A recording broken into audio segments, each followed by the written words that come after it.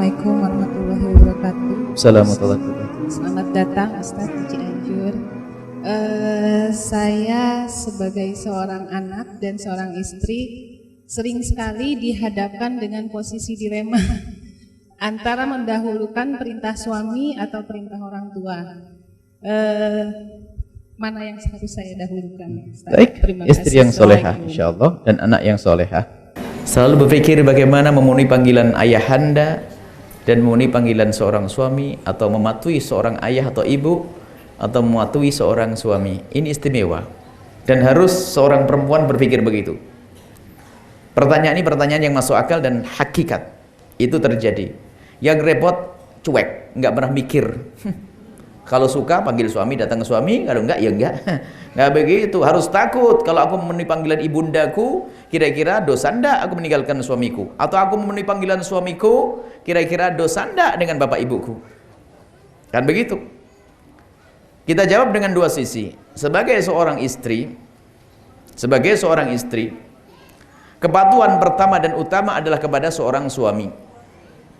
Kepatuhan pertama dan utama kepada seorang suami, karena itu imammu di dalam rumahmu. Kecuali dilarang atau diperintahkan sesuatu yang diharamkan, maka tidak boleh patuh kepada suami. Tapi ingat, seorang suami yang baik itu akan selalu memberikan kebebasan istrinya untuk melayani orang tuanya.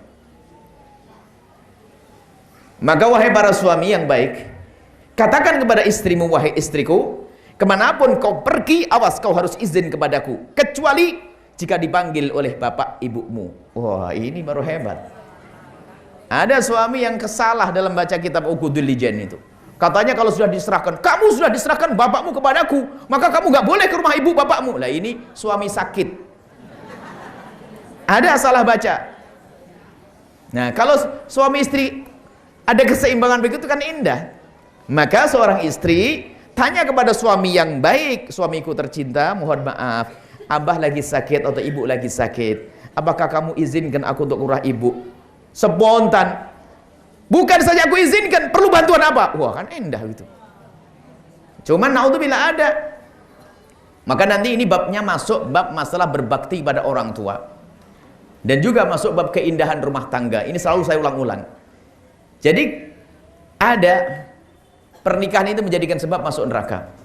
Ada kisah yang sama. Yang pertama, ada seorang laki-laki datang kepada saya.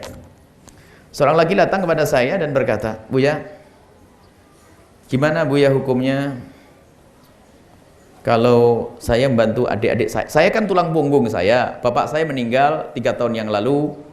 Saudara saya belum mandiri, hanya saya saja yang mandiri. Kemudian gimana kalau saya itu membantu ibu saya dan adik kecil saya tanpa sepengetahuan istri saya, boleh atau tidak? Kan itu pertanyaan. Ibu jawabnya gimana? Boleh. Nah, ntar dulu dong. Harus paham. Jawabannya adalah duitmu, duit siapa ini? Kalau duitmu sendiri tentu sangat boleh. Cuman sekarang saya mau tanya, ini yang penting Bu. Memangnya kenapa kalau kamu membantu ibumu dan adik kecilmu ketahuan istrimu, memangnya kenapa? Langsung dia ngomong, aduh Buya pernah ketahuan cemberutnya sebulan. Wah, itu istri ahli neraka itu. Hati-hati. Masa ada suaminya membantu ibunya loh kok cemberut. Naudzubillah. Sampai suatu ketika ada seorang istri berkata, Buya, saya punya suami kayak punya istri 2. Maksudnya gimana? Menikah lagi? Enggak. Lah terus setiap dapat gaji itu selalu dibagi 2, separuh buat ibunya, separuh buat saya. Saya tanya, separuhnya yang buat kamu cukup enggak? Ya cukup, cuman masa begitu aturannya? Kan saya istrinya. Oh, kamu yang sakit.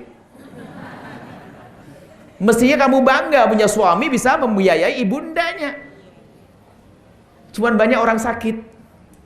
Ada seorang istri begitu. Kalau sudah kedatangan mertua cemberut aja. Ada ini. Naudzubillah ini. Ini contoh.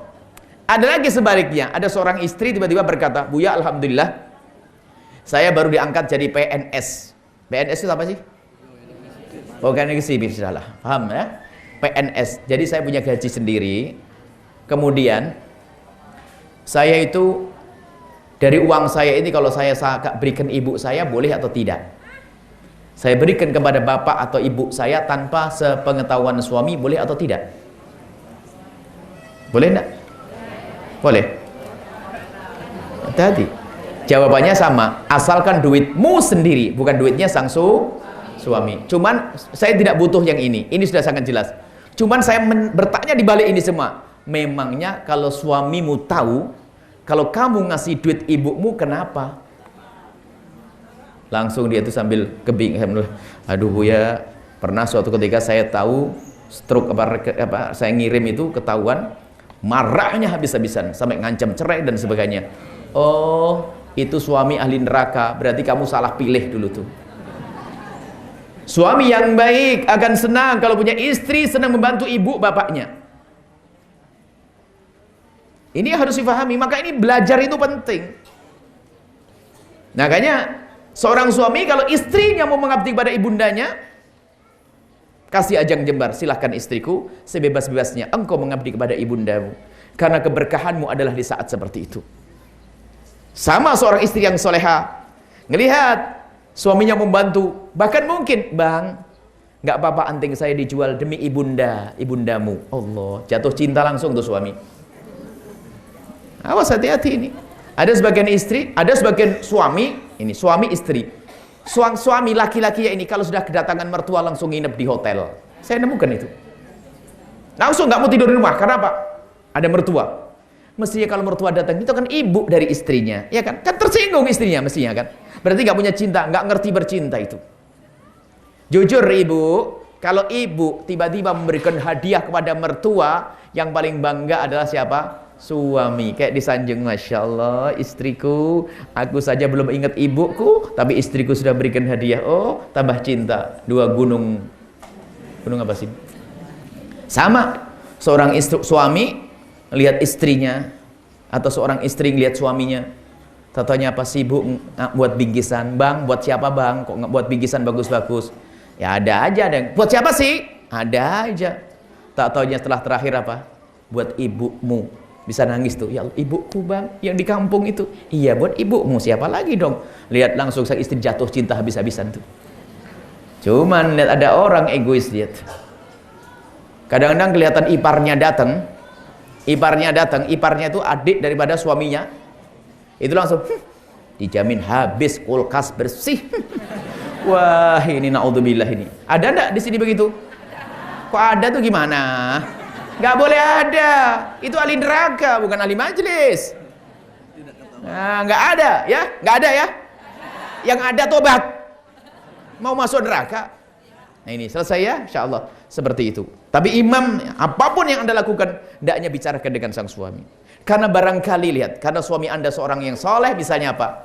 Anda ingin membantu sang ibunda anda, punya duit cuman berapa? 300.000. Pengen bantu ibunya, ngomong bang, saya punya duit 300.000, boleh nggak saya bantu ibu saya?